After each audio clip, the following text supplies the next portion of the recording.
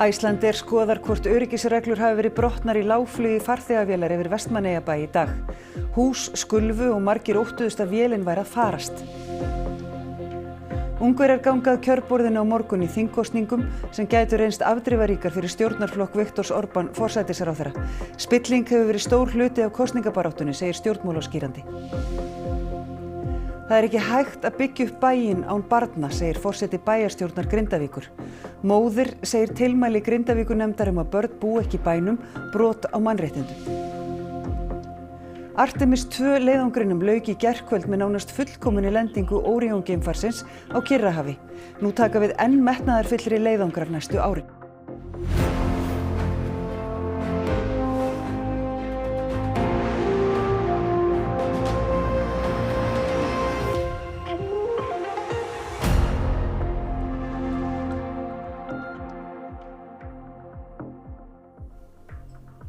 Gott kvöld.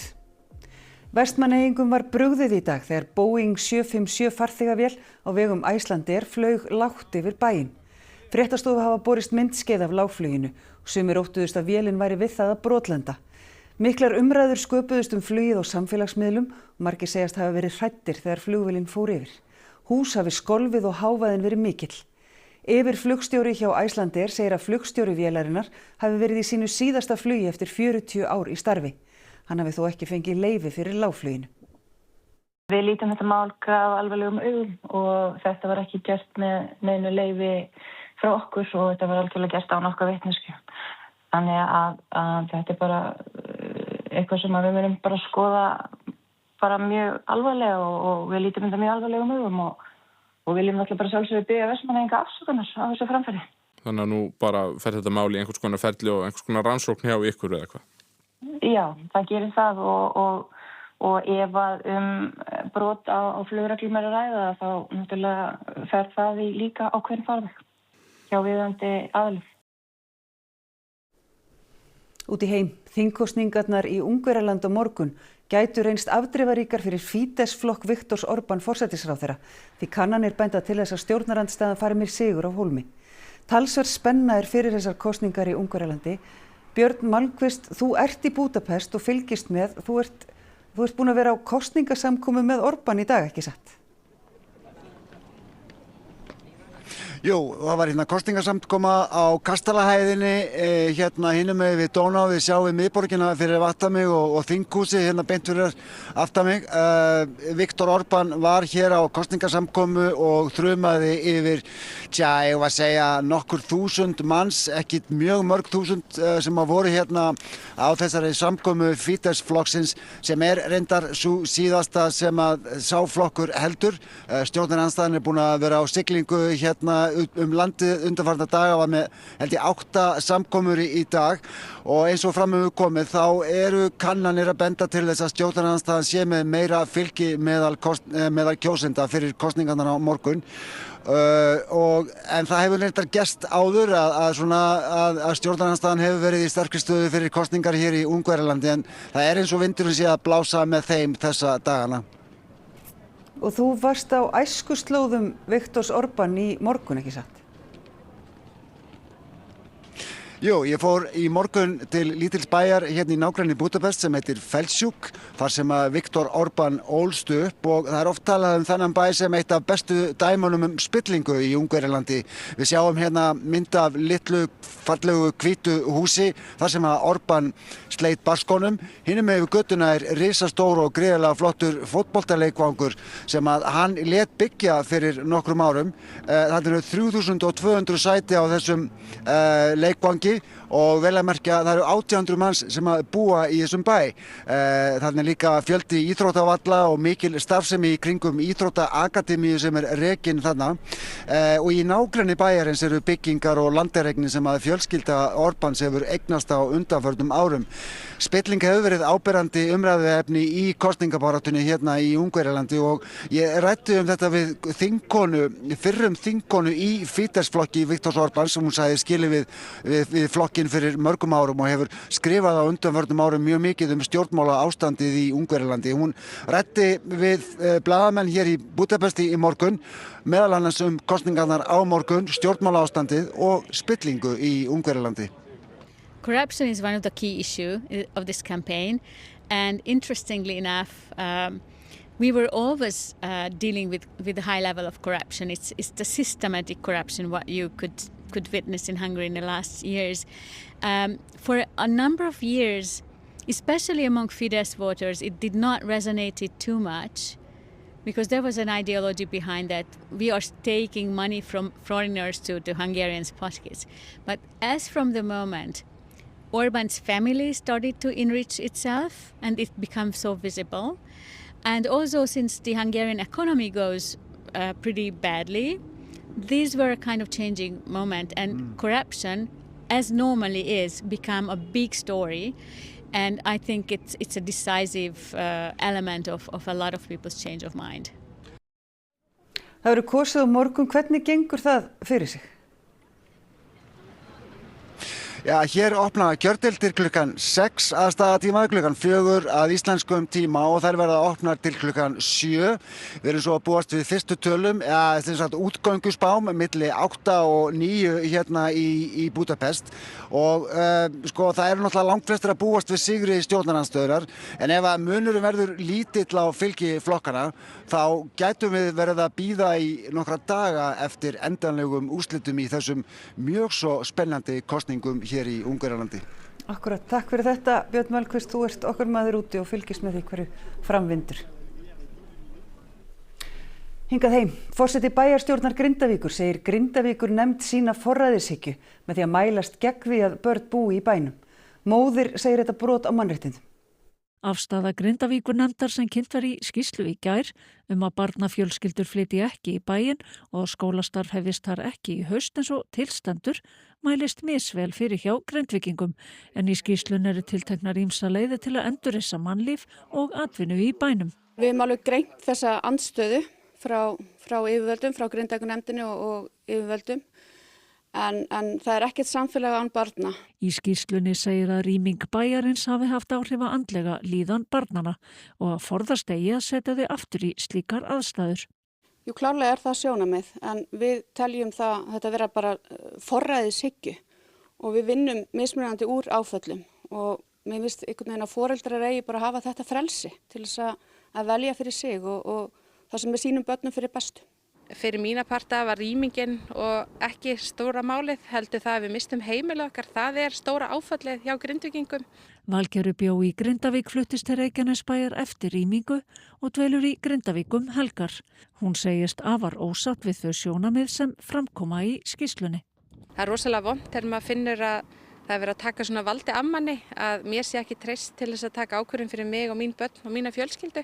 Gæti þetta sjónarmið og viðhorf gagnvart búsetu barnafjölskyldna í Grindavík haft við áhrif af fólk sem hafði hugsað sér að snúa aftur í bæinn, gera það jafnvel síður?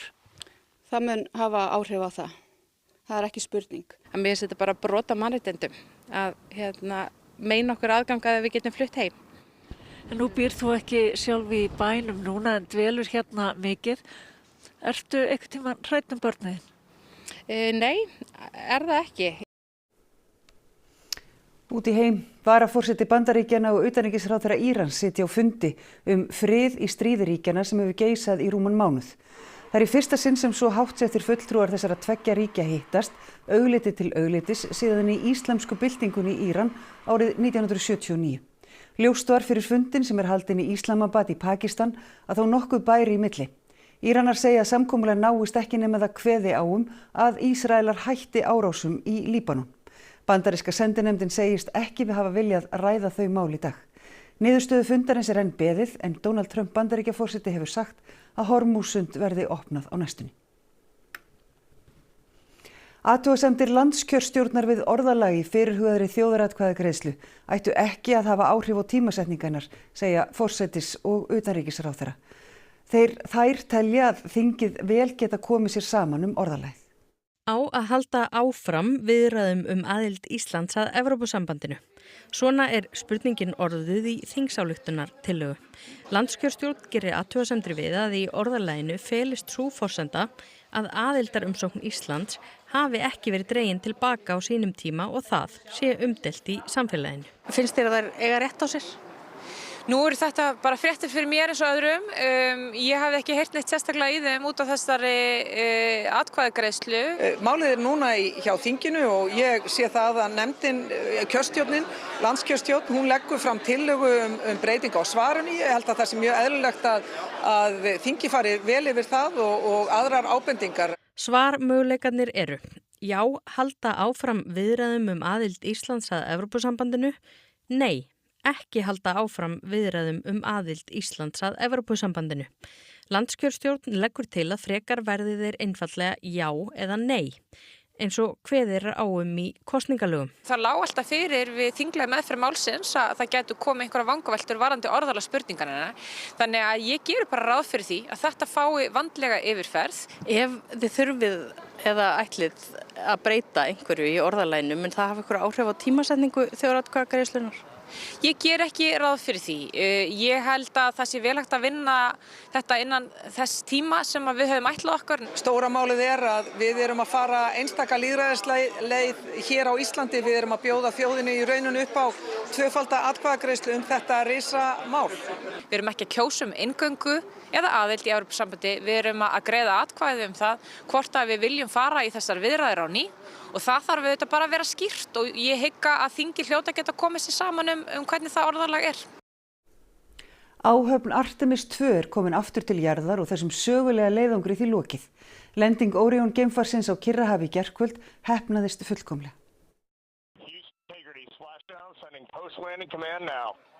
Splashdown confirmed.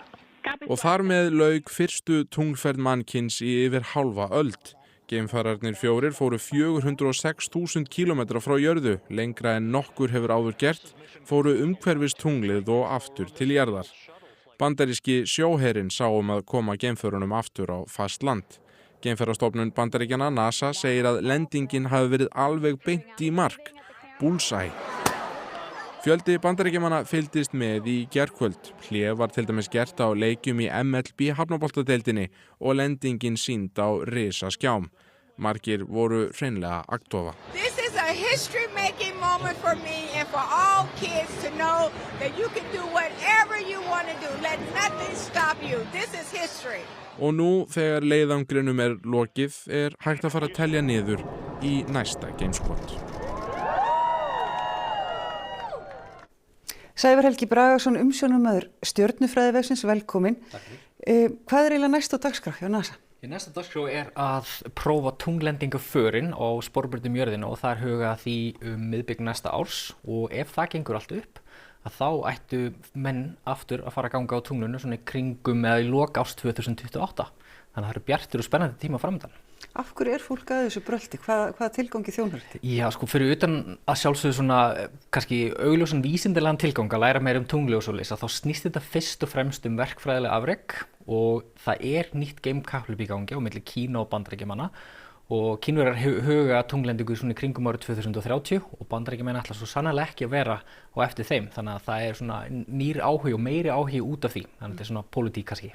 Akkurat, það talað að þessi lending í gær hafi verið hnökralaus. Hvers vegna svona erfitt að koma geimfari aftur til jarðar? Það vegna þess að geimfarið ferðast á svo óskaplega miklum hraða þegar það kemur aftur til jarðar. Það ferðast næstu í 40.000 km hraða á klukkustund og á þeim hraða var hægt að komast héðan frá Reykjavík til Kaupmannahafnar á svona cirka 3 mínútum eða svo. Það var mjög þægilegt. En geimfarið þarf að koma inn á hárréttu horni, annars myndi það bara slöngva spurt eða brenna upp. Og svo náttúrulega myndast brjálæðislega mikil hiti þegar geimfari kemur í gegn. Verður næstu því helmingi kaldara eða hálfur hiti sólarinnar. Þannig að þetta er bara brjálæðislega mikið tæknilegt afrek og mikill innblástur fyrir vonandi svona tímur sem oft frekar neikvæðir sko. Já, bjartir tíma framundan vonandi. Já. Takk fyrir þetta. Takk fyrir. Þá að öðru, X500 númerið á rútu árgerð 1961, austurleiðarútu, sem Rótari klúbbur Rangæinga hefur gefið samgöngusafninu á Skógum undir Eyjafjöllum til varðveislu. Rútan öll hinn glæsilegasta, nýsprautuð og ökufær. Rútan var sprautuð hjá bílakarlinum á Selfossi, fjölskylduverkstæði þar sem Halldóra Sigríður var allt í öllu þegar kom að sprautunni. Að skipta eins og minna neðri hlutan, það að púsa hann allavega upp og hreinsa allt rið og svo bara grunna og mála. Er þetta ekki skemmtilegt verkefni? Jú, þetta er mjög skemmtilegt verkefni. Þetta er gaman að vera með í þessu. Það kom svo í hlut Finnboga Óskars að keyra rútuna út af vegstæðinu og keyra hann í skóga og gekk svo ferð mjög vel. Já, það verður örugglega mörg samband orðið til hérna í eftirsætunum. Ég hugsa það. Og sjáu þetta skilt í rútunu, þarna var bannað að tala við rútubílstjórann í akstri, allir áttu að halda sér fast á meðan rútan var á ferð og reykingar voru bannaðar. Já, og hvað haldið þið? Rútan er komin hérna í samgöngusafni í Skógum, hér verður hún til sýnis í framtíðinni. Það var svo síðdegis í gær sem rútan var formlega afhent safninu en Andri Guðmundsson forstöðumaður safnsins fekk lykilinn að rútinu úr hendi Ísóls Gylfa, forseta Rotary Klúbbs Rangæinga og svo var merki Rotary líka límt utan á rútuna. Sigurlína Sveinbjarnardóttir félagi í klúbbni hefur unnið hvað mest af rútuverkefninu en hún tilheyrir Austurleiðar fjölskyldunni. Þetta er náttúrulega stórkostleg rúta sem skiptir samfélagið okkar miklu máli og gaman að varðveita söguna. Við vorum búin að átta okkur á að það vantaði þarna bara kafla í samgöngusöguna hérna á safninu. Nokkrum sögurspjöldum Austurleið hefur komið upp á safninu þar sem á sjá skemmtilega myndir af gömlum rútum fyrirtækisins og fleira áhugavert. Við hvetjum fólk til þess að skoða rútuna og reyndar samgöngursafnið og skógarsafnið í heild sem er mjög merkileg stofnun og skiptir samfélagið okkar og reyndar landið í heild miklu máli. Það er nóg að vera í félagslífi framhaldsskólanema þessar mundir. Í gær var keppt til úrslita í Gettu betur og í kvöld er söngkeppni framhaldsskólana í Háskólabíó. Sýnt verður beint frá keppninni hér á RÚV og hún hefst klukkan 5 mínútur fyrir 9. Kynnar eru þau Jóna Margrét Guðmundsdóttir og Ágúst Þór Brynjarsson. Hvað eru margir keppendur í kvöld? Það eru hvorki meira en minna en 25 framhaldsskólar sem stíga hér á síðu í kvöld og í þessari glæsilegu keppni sem á sér ansi langa og merka sögu, ekki satt, Jóna? Algjörlega, margt af okkar farsalesta tónlistarfólki steig einmitt sín fyrstu skref hér á þessu sviði í söngkeppni framhaldsskólana og því ætti að segja að tækifæri sem framtíðarstjörnunar fá hér í kvöld gerist alltaf stærra. Söngkeppni framhaldsskólana í beinni hér á RÚV klukkan 5 mínútur fyrir 9. Við fylgjum spennt með því. Takk. Og þá að veðri. Í kvöld og nótt er í gildi gul viðvörun vegna vindhviða á Suðausturlandi og vegna snjókomu til fjalla á Austurlandi. Á morgun verður austan og norðaustan kaldi eða strekkingur á landinu en allhvasst norðvestan til fram til kvölds. Snjókoma, slitta eða rigning norðan til en skúrir sunnanlands. Hiti 1 til 8 stig að deginum. Nánar veðrið að loknum íþróttum. Kvennalandsliðið Íslands í handbolta spilar mikilvægasta leik sinn í háa herrans tíð á morgun þegar liðið tekst á við Portúgal í úrslitaleik sæti á EM. Þetta verður krefjandi en ég hef fulla trú. Besta deild karla í fótbolta hófst í gærkvöldi með stórmeistarajafntefli Víkings og Breiðabliks. Bara lengi með þetta halda áfram sko. Vonandi heldur þetta áfram. Íslandsglíman var haldin í nýju íþróttahúsi í Búðardal í dag. Titilhafar síðasta árs vörðu titla sína. Og Rory McIlroy er í sérflokki á Mastersmótinu í golfi og með mesta forskot í sögumótsins eftir 2 hringi. Þetta og sitt hvað fleira í íþróttum. Nú skulum við rifja upp helstu fréttir þessa fréttatíma. Icelandair skoðar hvort öryggisreglur hafi verið brotnar í lágflugi farþegavélar yfir Vestmannaeyjabæ í dag. Hús skulfu og margir óttuðust að vélin var að farast. Ungverjar gangað kjörborðin á morgun í þingkosningum sem reynst gætu afdrifaríkar fyrir stjórnarflokk Viktors Orbán forsætisráðherra. Spilling hefur verið stór hluti af kosningabaráttunni, segir stjórnmálaskýrandi. Það er ekki hægt að byggja upp bæinn án barna, segir forseti bæjarstjórnar Grindavíkur. Móðir segir tilmæli Grindavíkurnefndar að börn búi ekki í bænum brot á mannréttindum. Artemis 2 leiðangrinum lauk í gærkvöld með lýtalausri lendingu Orion geimfarsins á Kyrrahafi. Nú taka við enn metnaðarfyllri leiðangrar næstu árin. Við ljúkum þessum fréttatíma á myndum sem Kristófer Óli tók páskana af hreindýrahjörð sem spókaði sig á Sandvíkurheiði milli Bakkafjarðar og Vopnafjarðar. Njótið helgarinnar og verið sæl.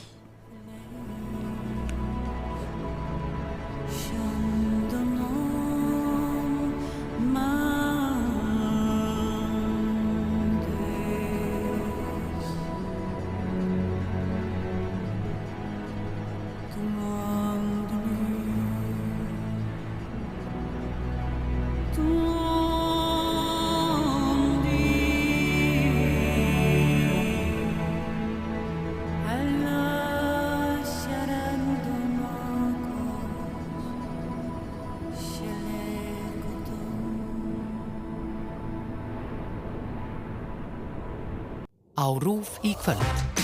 Góðir Íslendingar. Hildur Vala Baldursdóttir tekur á móti góðum gestum í nýjum skemmtiþætti með lifandi tónlist